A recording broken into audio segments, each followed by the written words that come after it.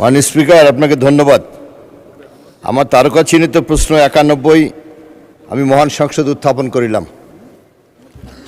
মাননীয় মন্ত্রী।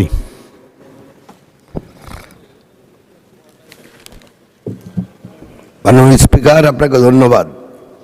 বর্তমানে দিনাজপুর জেলায় বৃক্ষরোপণ কর্মসূচি গ্রহণ করা হয়েছে। দিনাজপুর জেলায় চলতি 2025-26 আর্থিক সনে বৃক্ষরোপণ কর্মসূচির আওতায় পরিচালন ব্যয় খাত থেকে সড়কের ধারে মোট 70 সিডলিং কিলোমিটার এবং স্ট্রিপ বাগান ও 25 একর উডলট বাগান সৃজনের বরাদ্দ রয়েছে। মাননীয় স্পিকার, আপনাকে ধন্যবাদ।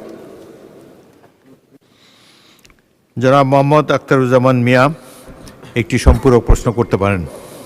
মাননীয় স্পিকার, আপনাকে ধন্যবাদ মাননীয় মন্ত্রীকে তার উত্তর দেওয়ার জন্যে। মাননীয় স্পিকার, আমার দিনাজপুর 10 মাইল থেকে সোদপুর মহাসড়কে এবং দিনাজপুর থেকে শুরু করে ফুলবাড়ি, বিরামপুর, নবাবগঞ্জ হয়ে গোবিন্দগঞ্জ পর্যন্ত মহাসড়কে রাস্তা বর্ধিতকরণের নামে বিগত ফ্যাসিস্ট সরকার সমস্ত বৃক্ষ কেটে ফেলে। বর্তমানে সেই সমস্ত জায়গায় এখন কোনো রাস্তার দুই পাশে কোনো বৃক্ষ নাই।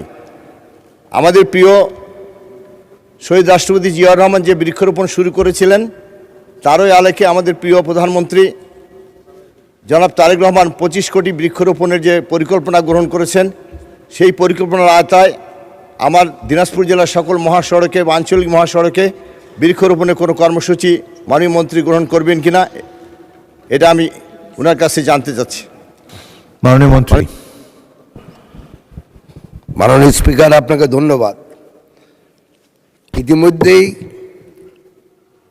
আপনারা সবাই জানেন যে আমাদের মাননীয় প্রধানমন্ত্রীর তত্ত্বাবধানে আমরা বাংলাদেশে আগামী বছর 5 কোটি বৃক্ষরোপণ করার জন্য পরিকল্পনা গ্রহণ করেছি।